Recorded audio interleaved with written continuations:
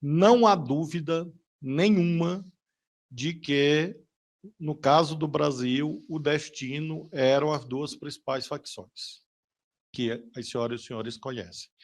Então, há, no curso do inquérito, segundo o relato claro do delegado que o preside, provas de que há essa cadeia logística ligando essa importação até os destinatários finais que estão exatamente todos os dias nas páginas dos jornais, na imprensa de um modo geral, na televisão. Nós consideramos que esse trabalho é complementar, por exemplo, a GLO em portos e aeroportos, e também o fortalecimento da atuação da Polícia Federal, do Exército, das demais forças nas fronteiras. Lembro que há 2 ou 3 meses atrás houve uma grande operação no Rio de Janeiro, na Barra da Tijuca, que resultou na identificação de um empresário brasileiro. Essa identificação, cuja residência possuía, na ocasião, 47 fuzis, permitiu desdobramentos, em que, por exemplo, uma fábrica clandestina em Belo Horizonte foi localizada, com a fachada de uma fábrica de móveis, mas, na verdade, era uma montadora de armas. E, na sequência, um dos importadores do Rio de Janeiro foi preso.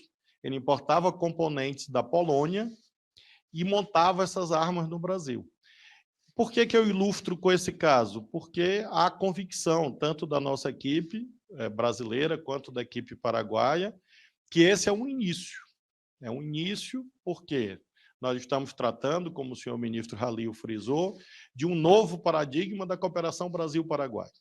Nós não diríamos e não diremos, de modo algum, que todas as armas ilegais no Brasil são oriundas do Paraguai. Não, nós temos a certeza de que essa é uma fonte importante, o governo do Paraguai concorda e está agindo junto conosco. Agora, nós temos outras fontes de fornecimento de armamento ilegal para as duas principais facções criminosas brasileiras. Desde desvio de armas do mercado brasileiro, lembro uma outra operação da Polícia Federal na Baixada Fluminense, que identificou um comerciante que comercializava milhares de armas de modo ilegal no Brasil. Essa operação também nesse ano. Nós temos esses montadores clandestinos de armas. O fato é que nós temos pelo menos essas 3 fontes. Armas legais no Brasil que se transformam em ilegais. Se transformam como? Se transformam pela falsa declaração de roubos e furtos, por exemplo. Então, nós temos pessoas que têm autorização de portar arma por conta de uma legislação passada equivocada, compraram dezenas de armas e, tempos depois, essas armas aparecem em apreensões feitas em organizações criminosas. Eu não afirmo que essas pessoas são criminosas, mas afirmo, e os dados mostram isso, que há armas legais no Brasil que são falsamente roubadas e furtadas e que são conduzidas às duas principais facções brasileiras e todas as demais ramificações no nosso vasto território nacional. Nós temos essas montadoras clandestinas e nós temos essa origem no Paraguai. Lembro que o Brasil tem 16.500 quilômetros de fronteira e isso faz com que haja essa cooperação do mundo do crime. A presença das autoridades do Paraguai aqui, do senhor ministro Halil e da Fiscalia, mostra que há, em contraposição a essa atuação transnacional do crime organizado, uma atuação cooperada, articulada entre o Brasil e os países vizinhos, notadamente o Paraguai, porque foi, repito, uma determinação pessoal do presidente Santiago Penha. Eu faço questão de frisar que tudo isto, há o trabalho investigativo da Polícia Federal, mas a cooperação que complementa esse trabalho exitoso, magnífico da nossa equipe na Bahia e em outros estados, só foi possível por uma determinação política do presidente do Paraguai, do ministro Halil, do ministro Henrique Riera, do ministro Bartini, todas as autoridades do Paraguai, da Fiscalia com as quais nós temos interagido. Então, esta é a grande novidade.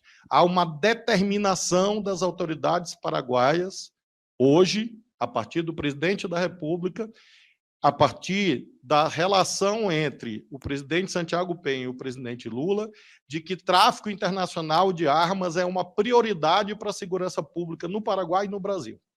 E os resultados, eu tenho certeza que vão se avolumar doravante, vão aumentar, e o resultado é, de fato, o enfraquecimento das organizações criminosas no Brasil e, portanto, no breve futuro, a redução das taxas de criminalidade no nosso país. Uma questão central é a compreensão desse modelo institucional em que a cooperação jurídica e policial internacional, sobretudo com os vizinhos, ocorre de modo fluido, daí a importância da Constituição da Maripol, daí a importância da Diretoria de Cooperação Policial Internacional que o presidente Lula criou na Polícia Federal, daí a importância da reunião que nós fizemos mês passado aqui com a Interpol, com os ministros dos países vizinhos.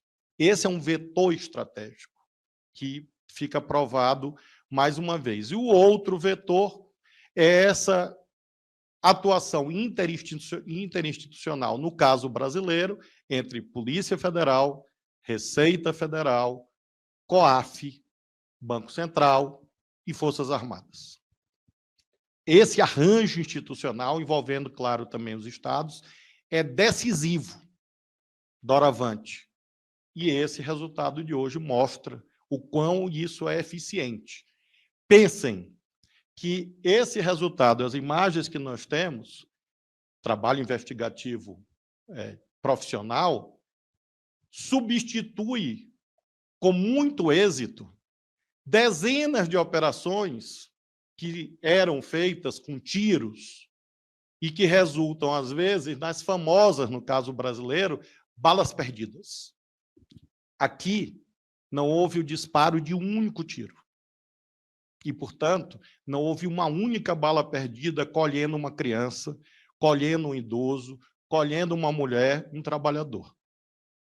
Isso é combater o crime organizado, de verdade.